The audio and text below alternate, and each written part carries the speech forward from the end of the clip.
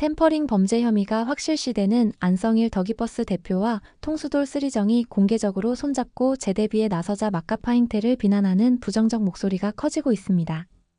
안성일과 쓰리정 일당의 뻔뻔한 막가파 행태는 미니진과 뉴진스 멤버들의 막가파 행태의 복사판이라는 점에서 일반 대중들은 법치주의 사법 정의가 무너졌다고 경악하는 형국입니다.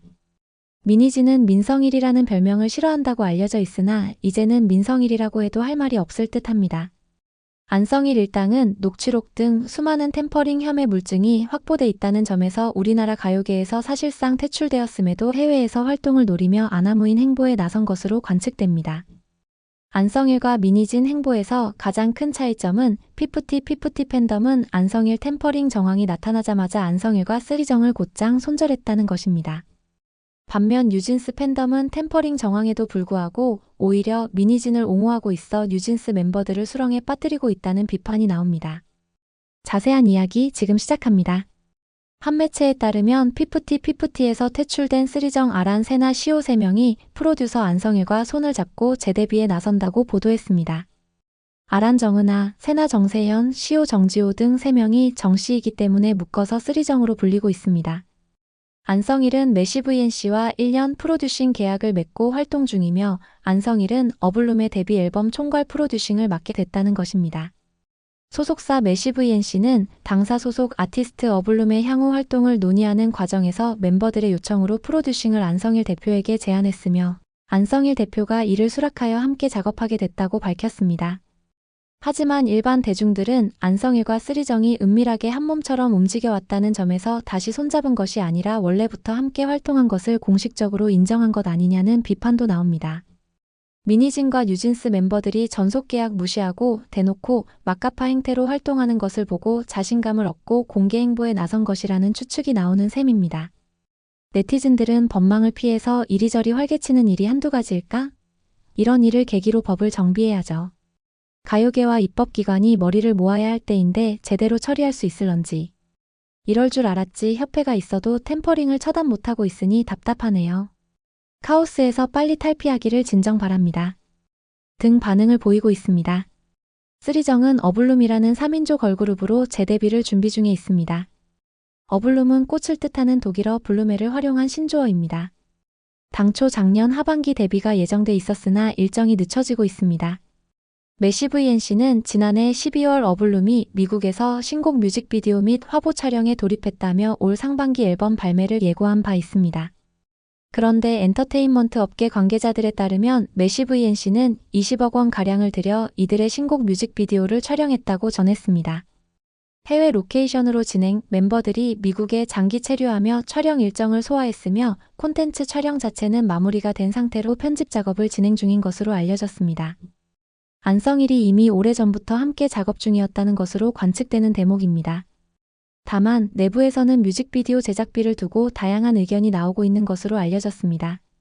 최근 인건비 상승 등을 이유로 뮤직비디오 촬영 예산이 크게 오르긴 했지만 20억이라는 금액을 놓고 부정적 목소리가 나오고 있는 것으로 확인됐다고 합니다.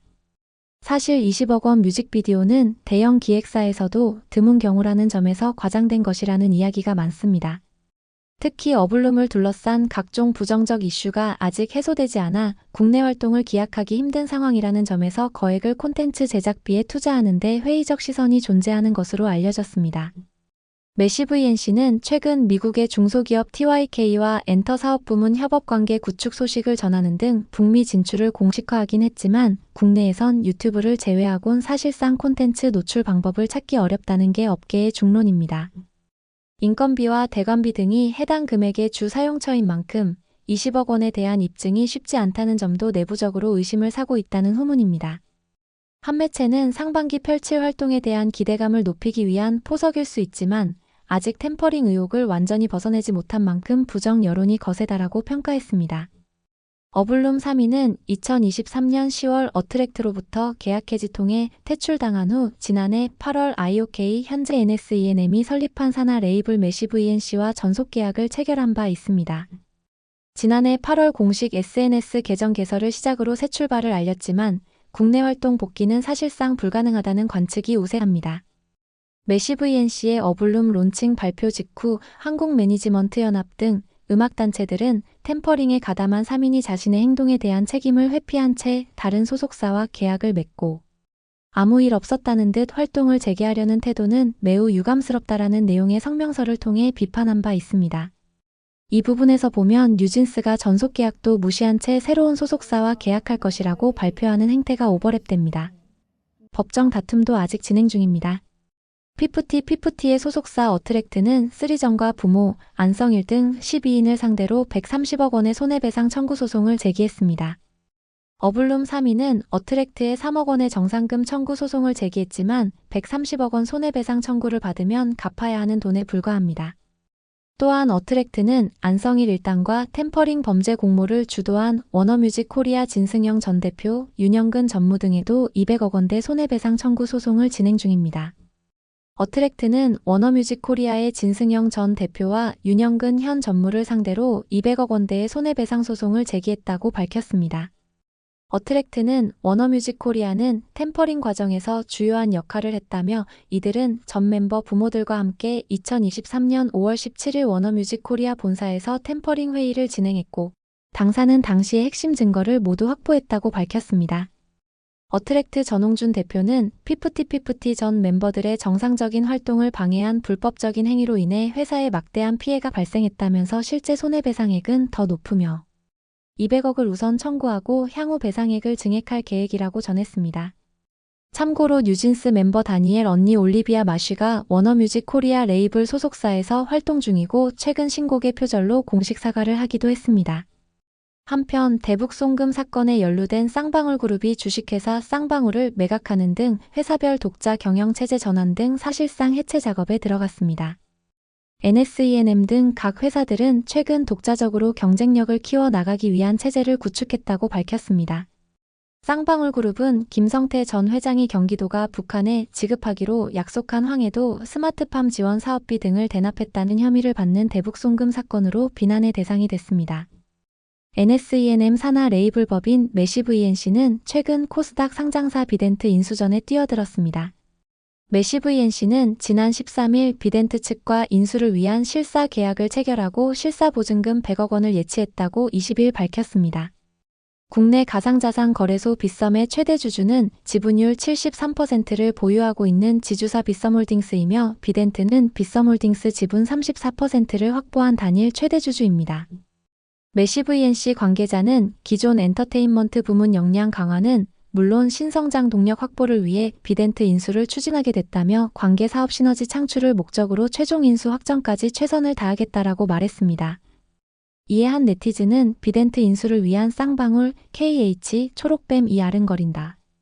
공통점은 증권가 꾼들이다라고 전했습니다. 실제로 NSE&M은 101억 원 규모의 전환사채 CB 발행을 완료했다고 10일 공시했습니다. 비덴트 보증금이 CB 발행을 통한 것으로 보입니다.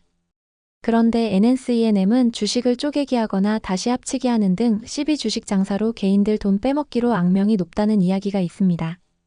특히 NSE&M 이전 이름 IOK는 지난 2019년 10월 비덴트의 CB 573만 주를 인수한다는 발표를 한 바도 있는데 실제는 이뤄지지 않았다는 점을 살펴봐야 할 것입니다.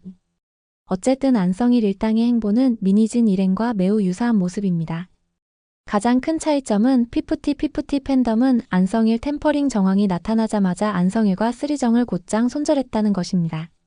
그러나 뉴진스 팬덤은 템퍼링 정황에도 불구하고 오히려 미니진을 옹호하고 있어 뉴진스 멤버들을 수렁에 빠뜨리고 있다는 비판도 나옵니다. 뉴진스의 경우 미니진, 부모, 팬덤이 총체적 난국이라는 이야기입니다. 반면 중소돌의 기적 피프티는 템퍼링 과정에서 핵심 멤버 리더 키나가 돌아오고 문샤넬, 예원, 하나, 아테나 등 새로운 멤버들을 받아들여 5인조 걸그룹으로 재탄생해 작년 9월 컴백에 성공했습니다. 피프티는 현재 10만 명의 팬덤을 재구축할 정도로 성장하고 있습니다.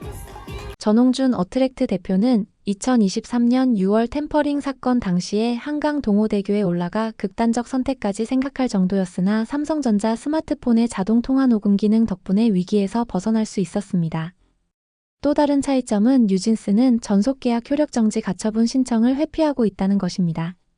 그야말로 무법천지 막가파 행태라고 할 수 있습니다. 여러분들은 안성일과 미니진 행보를 어떻게 생각하시나요? 구독, 좋아요는 더 좋은 영상 제작에 큰 힘이 됩니다. 시청해주셔 감사합니다.